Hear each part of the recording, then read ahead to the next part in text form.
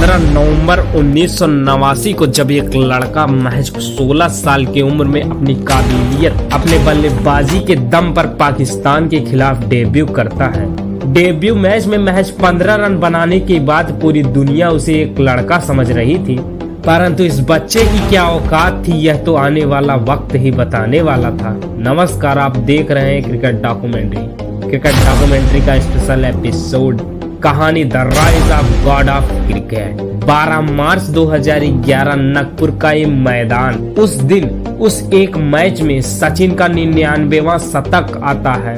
उस शतक में सचिन का समर्पण साफ दिखाई दे रहा था। उसका वह शतक दुनिया के लिए अद्भुत था, क्योंकि एक शतक के बाद वह क्रिकेट का गॉड बनने वाला था। उसका अगला शतक दुनिया के लिए मिसाल बनने वाला था, क्योंकि 125 करोड़ देशवासियों का सपना जो विगत कई सालों से चला आ रहा था, अब वह साकार होने वाला था। लोगों का वह सपना, वह ड्रीम अब हकीकत में बदलने वाला था। अब उसके शतकों का शतक करीब था। 16 मार्च 2012 करीब एक साल बाद वो मैदान में दस्तक देता है।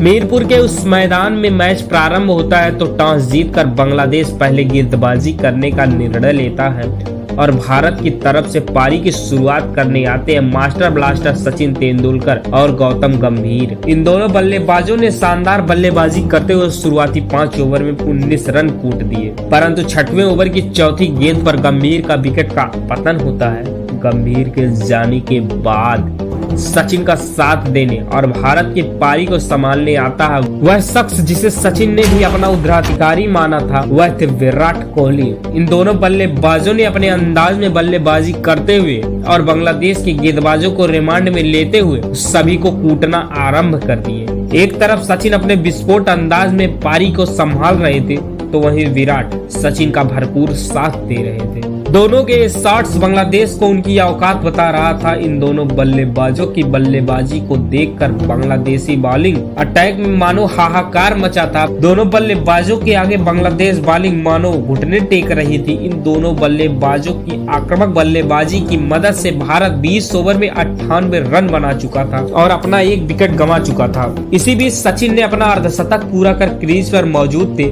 विराट और सचिन धीरे धीरे भारत की पारी को आगे बढ़ा रहे थे कि सचिन अपने स्वैग के साथ बल्लेबाजी कर रहे थे, तो विराट अपने विस्फोटक अंदाज में। धीरे धीरे विराट ने भी अपना अर्धशतक पूरा कर मैदान पर खड़े थे कि 30 ओवर का खेल खत्म हो चुका था।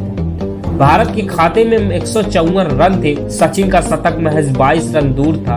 अब 35वें ओवर में भारत का स्कोर 169 रन पर एक विकेट हो चुका था। भारत के पास अभी भी 15 ओवर थे और सचिन अपने शतक से 13 रन दूर थे, परंतु इसी बीच कोहली भी भारत का साथ छोड़ चुके थे। विराट के जाने के बाद अब सचिन का साथ देने मैदान पर आ रहे थे सुरेश रैना। रैना ने आते ही 2 चौके कूट देते हैं और सचिन अपने अंदाज में बल्लेबाजी कर रहे थे। 42 ओवर का खेल खत्म हो चुका।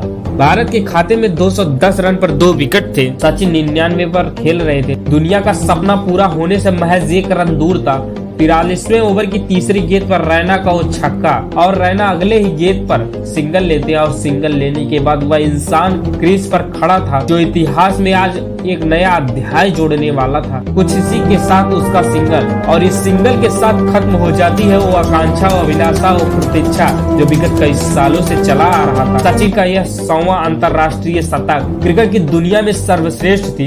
क्रिकेट की धरती पर जो काम कभी नहीं हुआ था वह काम आज सचिन तेंदुलकर कर चुके थे। क्रिकेट का वह भगवान मिल चुका था। क्रिकेट की गलियारों से टाइम्स ऑफ इंडिया तक सचिन का स्वैग दिख रहा था। सचिन का यह 100 शतक और इस 100 शतक के साथ क्रिकेट के प्रशंसक क्रिकेट की प्रशंसा करने लगे। क्रिकेट को धर्म मानने वाले इस देश को क्रिकेट का भगवान मिल चुका था। 100 शतक क्रिकेट के इतिहास के लिए मिसाल बन चुकी थी। शतकों का शतक उसे काबिलियत का परिचय दे रही थी।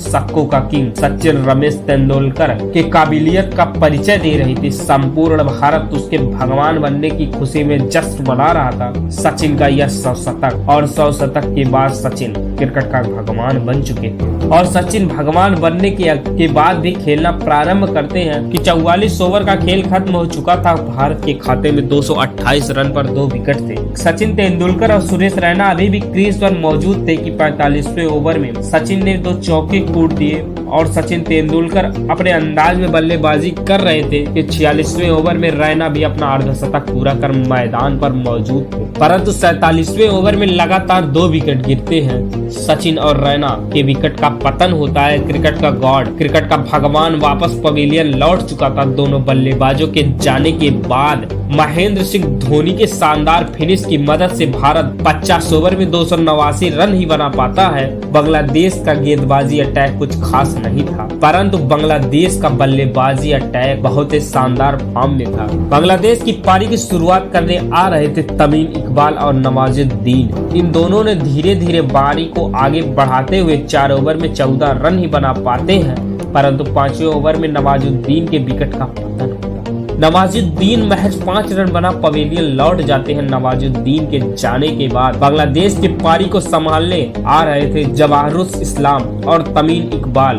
दोनों ने पारी को आगे बढ़ाते हुए बड़े शॉट्स लगाए और इन्हीं शॉटों के साथ 15 ओवर का खेल खत्म हो चुका था कि बांग्लादेश के खाते में महज 65 रन थे। बांग्लादेश अपना 1 विकेट खो चुकी थी। बांग्लादेश अपनी पारी को आगे बढ़ा रहे थे कि एक तरफ तमीम कूट रहे थे और दूसरी तरफ जवाहरुल इस्लाम कहर बरसा रहे थे। एक तरफ पराक्रम जारी था तो दूसरी ओर कहर। इन दोनों बल्लेबाजों की आक्रामक बल्लेबाजी देख इंडिया के हाथ से यह मैच निकलता जा रहा था। यह दोनों बल्लेबाज अपने अंदाज में बल्लेबाजी करते हुए अपना अर्धशतक पूरा कर क्रीज पर मौजूद। 28 ओवर का खेल खत्म हो चुका था कि बांग्लादेश के खाते में 120 रन पर 1 विकेट था। करीबन 8 के रन रेट से बढ़ रहा यह स्कोर और इस स्कोर को देख कप्तान महेंद्र सिंह धोनी ने इसका तोड़ निकालते हुए रविंद्र जडेजा को आक्रमण पर बुलाया और जडेजा ने महेंद्र सिंह धोनी के डिसीजन को सही साबित करते हुए जहीरुल इस्लाम को वापस पवेलियन भेज दिया। लेकिन तमीम इकबाल अभी भी मैदान पर खड़े थे। तमीम धीरे धीरे पारी को आगे बढ़ा रहे थे और 34वें ओवर में तमीम इकबाल के विकेट का पतन होता है। तमीम 70 रन बना वापस पवेलियन चल दिए थे कि 36 ओवर का खेल खत्म होने के बाद बांग्लादेश के खाते में 166 रन थे और उनके 3 विकेट थे। साकिब अल हसन और निहुर हुसैन क्रीज पर मौजूद थे।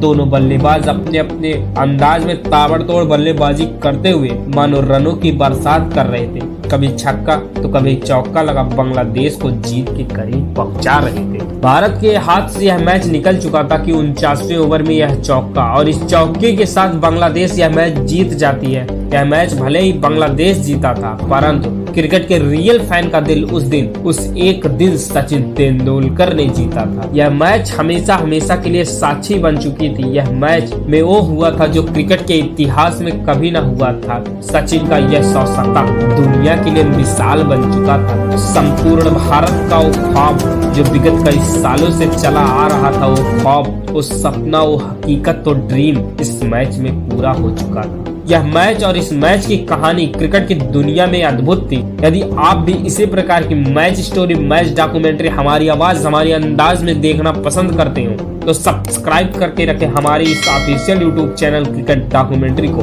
क्योंकि यहाँ इसी प्रकार की match stories, match documentaries videos आती रहती है।